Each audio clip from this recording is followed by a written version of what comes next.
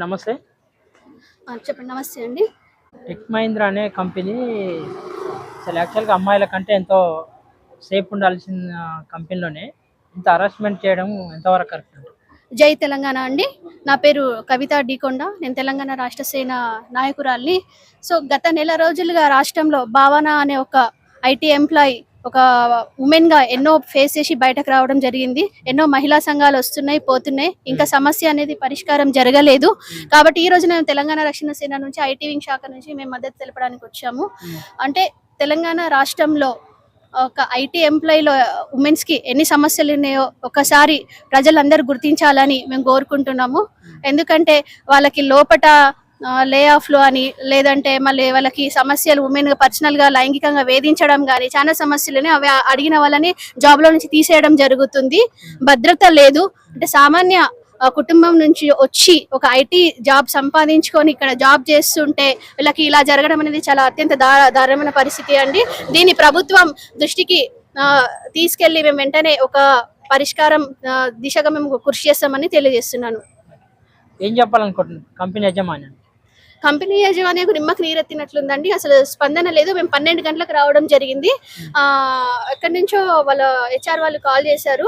కూర్చొని మాట్లాడుకోండి, సరిపోతుంది కదా, ఎందుకు ఇష్యూ చేసుకుంటారు, దేశంలోనే పెద్ద కంపెనీ టెక్ మహీంద్రా అని మేము అంటే వాళ్ళు అసలు ఏ రెస్పాన్స్ లేదు. అంటే అమ్మాయి అనేది ఒక చులకననా, వాళ్ళతో ఒక బాండెడ్ లేబర్ లాగా వర్క్ చేయించుకుంటున్నారు.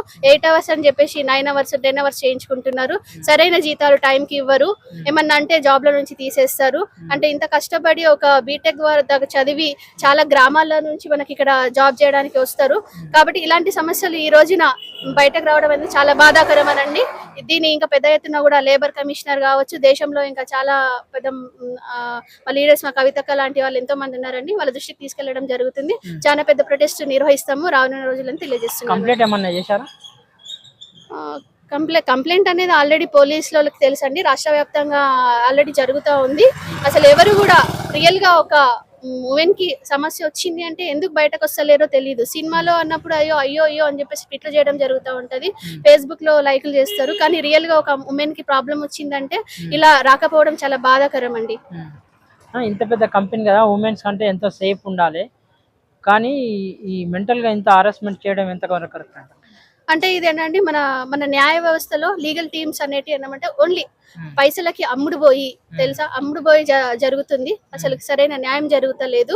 అంటే లీగల్ టీమ్ అని అంటూ ఉంటుందంట. ఇలాంటి దృష్టిలో ఇవన్నీ కప్పిపుచ్చుకోవడానికి వాళ్ళు డబ్బులు తీసుకొని ఏదైనా చేయరని ఇది ఒక నిదర్శనం అండి.